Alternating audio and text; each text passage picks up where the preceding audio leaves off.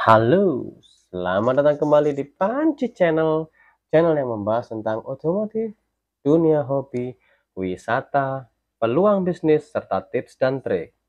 Dalam konten kali ini, kami akan membahas tentang gejala kerusakan karet grommet, serta hal yang terjadi ketika karet tersebut mengalami kerusakan. Bahan utama komponen ini adalah karet. Karet merupakan material yang dapat meredam getaran, di mana semua hal yang terkait dengan getaran pasti tidak akan lepas dari material karet dalam komponen otomotif. Karet grommet ini merupakan salah satu komponen yang bertugas memegang steering rack. Kerusakan pada komponen ini akan berdampak terutama pada kenyamanan mengemudi di dalam kabin, sebab dapat menimbulkan bunyi yang tidak nyaman serta mempengaruhi kinerja sistem kemudi. Kita akan lanjut dalam pembahasan ini setelah yang satu ini.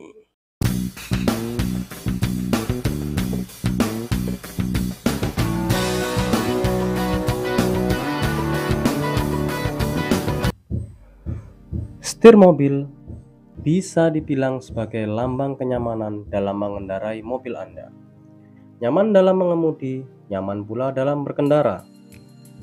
Jika kemudi atau setir terasa tidak nyaman, seperti getar, miring ke satu sisi, bunyi saat diputar, bunyi saat melewati jalan tidak rata, atau rasa tidak nyaman lainnya, pasti akan membuat kegiatan mengemudi Anda terasa terganggu dan sangat tidak nyaman.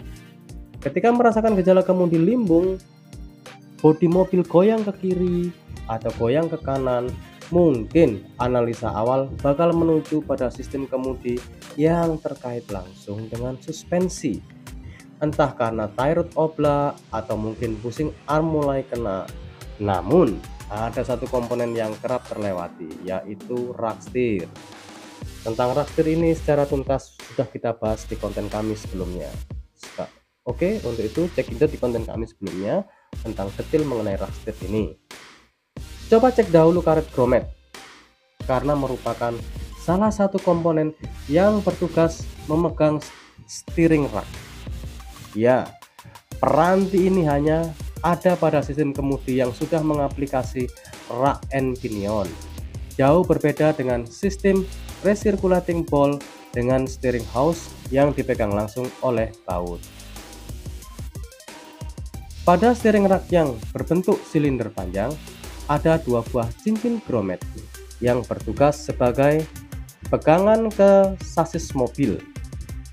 Di sebelah kanan, cincin berada di dalam alur. Selain buat pemegang, juga untuk mencegah steering rack bergerak ke kiri dan ke kanan. Sedangkan di kiri hanya bertugas pemegang saja. Nah, setiap cincin memiliki lembaran karet buat pegangan. Karet ini bertugas menahan getaran yang diterima oleh sistem kemudi agar tidak merambat ke sasis mobil. Tentunya, seiring pemakaian karet ini bisa rusak, entah getas atau koyak alias sobek. Selain itu, muncul juga gejala setir tidak segera balik ketika mobil habis membelok. Roda kemudi perlu diputar balik ketika arah mobil perlu diluruskan lagi. Padahal setir bakal segera lurus kembali begitu dilepas dan mobil berakselerasi, bukan? Segeralah cek karet grommet tadi. Kalau sudah pecah, segera ganti. Pengecekan bisa juga dengan secara visual. Harganya cukup murah, rata-rata di bawah 100.000 sebuahnya. Asiknya, mengganti karet grommet ini tidak perlu sporing ulang, kan tie rod tidak dicopot. Alhasil, geometri kemudi pun tidak terusik.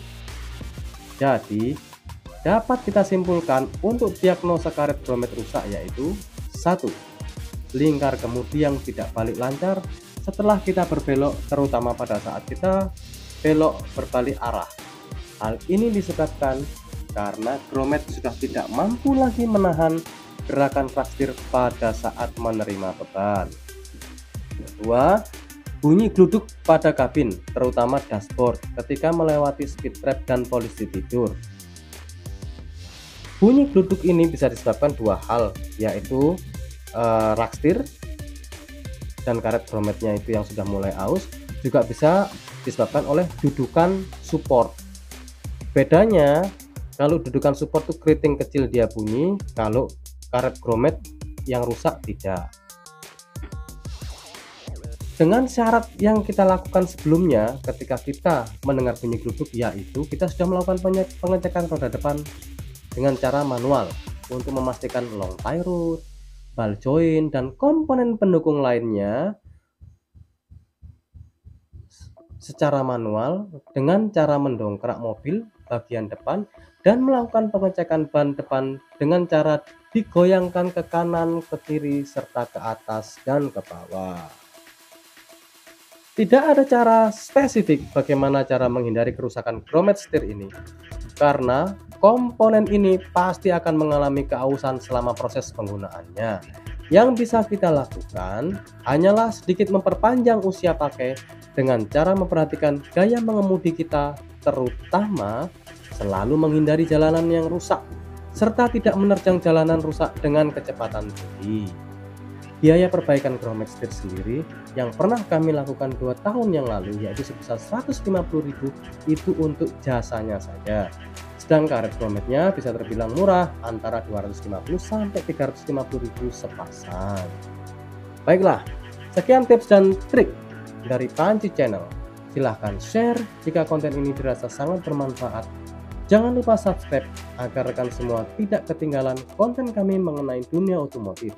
Serta jangan lupa like dan komen untuk mensupport perkembangan Panci Channel, sehingga bisa lebih memberikan informasi yang bermanfaat bagi rekan-rekan lainnya di masa yang akan datang. Oke, sampai jumpa di konten kami berikutnya. Ciao.